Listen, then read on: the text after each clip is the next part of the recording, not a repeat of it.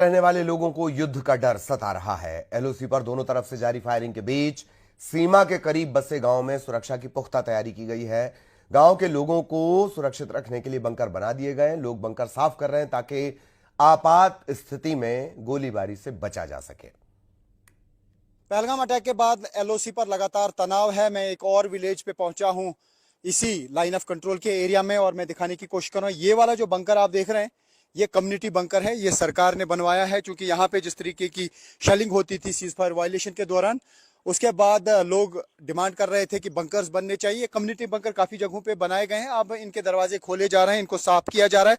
मैं एक और जगह पे आया हूँ और ये आप देख सकते हैं किस तरीके के बंकर बने हैं। मैं अंदर से भी दिखाना चाहूंगा किस तरीके के बंकर होते हैं, और उसके बाद बाहर से भी। ये देख सकते हैं आप, बाज़ाब्ता जैसे मकान बनाते हैं उसी तरीके से ये बंकर बनाए गए हैं।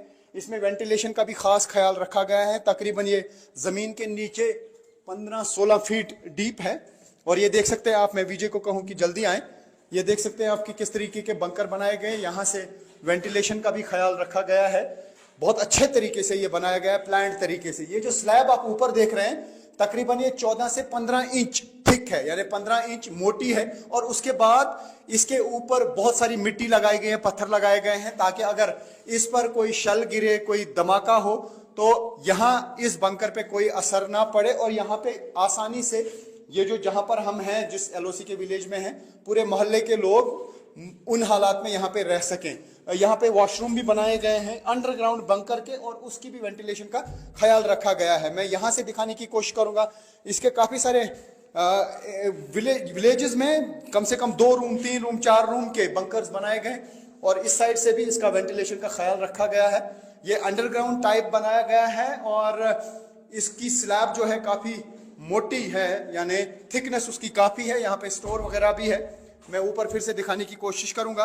सबसे पहले आपसे मैं जानना चाहूंगा, अभी क्या जब से पहलगाम में अटैक हुआ लोगों में डर है कि जंग हो सकती है? जी सर, डर होता ही है। बाथरूम पर होता है डर। जहाँ बच्चे हैं, माल है, माशी है, क्या करेंगे साहब, कहाँ जाएं? क्योंकि आप जहाँ पे रहते हैं ये आखिरी गांव है एलओसी पर, और आगे पाकिस्तान पोस्ट है। बिल्कुल सर। तो क्या फीलिंग आ रही है मन में, क्या सोच रहे हैं आप? सोच यही रहे कैसे जान बचनी चाहिए हमारी, क्या कर सकते हैं हम, कुछ नहीं कर सकते। जो कुछ खबरों में है, वाकई में अंदर से कोई ऐसा है फीलिंग कि हो सकता है कि फायरिंग का सिलसिला शुरू हो और यहाँ पे शेलिंग हो? हम गरीब कहाँ जाएंगे सर, ऐसा दिल में फील तो होती है, कैसे कहाँ जा सकते हैं। घर में क्या बात होती है जब से मोदी जी ने भी कहा कि पाकिस्तान को जवाब दिया जाएगा? क्या आपको लग रहा है जंग? बिल्कुल जवाब दिया जाए इसमें बराबर। मतलब आप ही चाहते हैं कि भारत की तरफ से पाकिस्तान को जवाब दिया जाना चाहिए? बिल्कुल बिल्कुल देना चाहिए, इसमें देना चाहिए जवाब। आपको नहीं लग रहा है कि आप भी मुतासिर होंगे? ना, कैसे होंगे।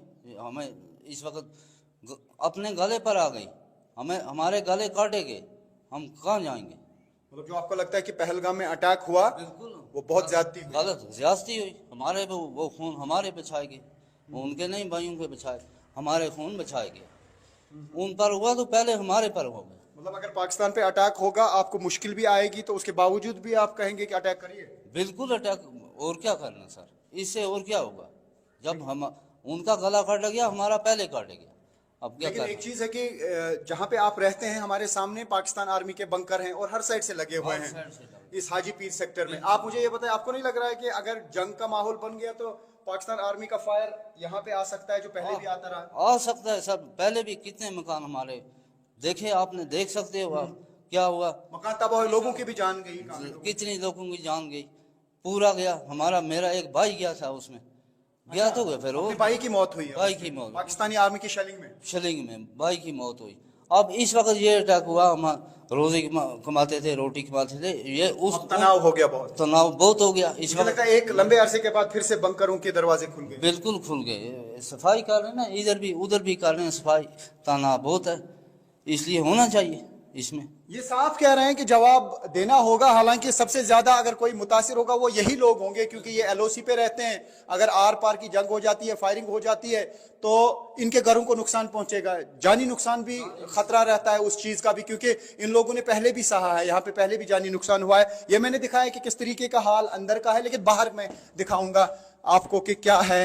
यहाँ से निकल के किस तरीके के बंकर बनाए गए हैं। मैं विजय से कहूँ कि थोड़ा सा जल्दी आए और ये दिखाएं। ये देख सकते हैं आप, जो स्लैब डली है, यहाँ से दिखाने की कोशिश करें।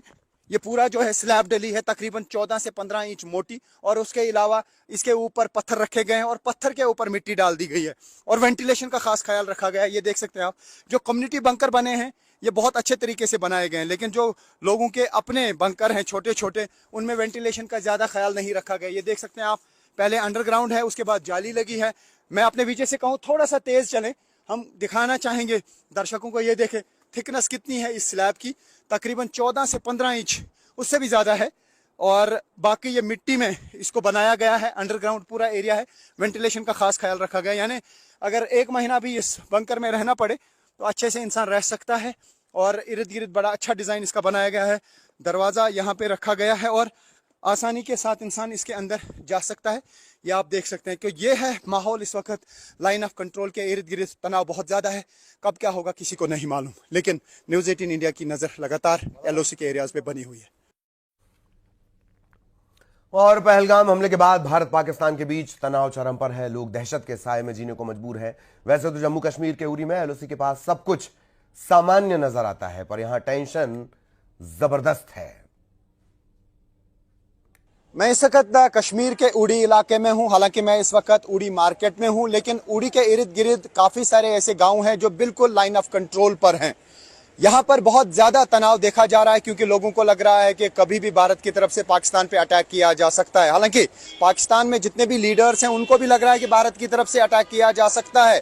ख्वाजा आसिफ भी मानते हैं कि भारत की तरफ से कभी भी अटैक किया जा सकता है। खासतौर से उन्होंने अपने एक इंटरव्यू में कहा कि 3-4 दिन क्रूशल हो सकते हैं उनके लिए, हो सकता है 3-4 दिन में जंग छिड़े। तनाव, क्या तनाव है जी? तनाव है क्या? तनाव है, क्या लग रहा है? ये होना नहीं चाहिए। दोनों मुल्कों के अंदर ये चीज़ होनी नहीं चाहिए जो इस वक्त है। पहलगाम का अटैक भी नहीं होना चाहिए। नहीं होना चाहिए था, ये नाजायज चीज़ है। ये कोई जायज़ हुआ नहीं है, अच्छा नहीं हुआ। ये तो बहुत मतलब दुख की बात है। भारत की तरफ से कहा जा रहा है कि पाकिस्तान पे हमला कभी भी हो सकता है।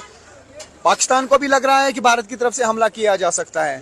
तो आप क्या समझते हैं, क्योंकि आप उस जगह पर हैं जो लाइन ऑफ कंट्रोल के एरियाज हैं इर्द गिर्द, जब भी कोई शेलिंग होती है तो आर पार शेलिंग होती है, लोग मुतासिर होते हैं। अभी आप घर में जाकर क्या सोचते हैं, रात के दौरान क्या सोच रहे थे? और अब बड़ी खबर आपको बता दें, कल सुबह 11 बजे CCS की बैठक होगी। प्रधानमंत्री की अध्यक्षता में CCS की बैठक होगी।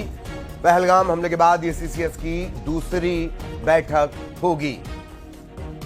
कल सुबह 11 बजे CCS की बैठक। इससे पहले जब प्रधानमंत्री वापस लौट आए थे इस पहलगाम हमले के बाद, तब CCS की बैठक हुई थी, और अब कल ये दूसरी बैठक। सुरक्षा मामलों की सबसे बड़ी समिति ये है जिसकी कल सुबह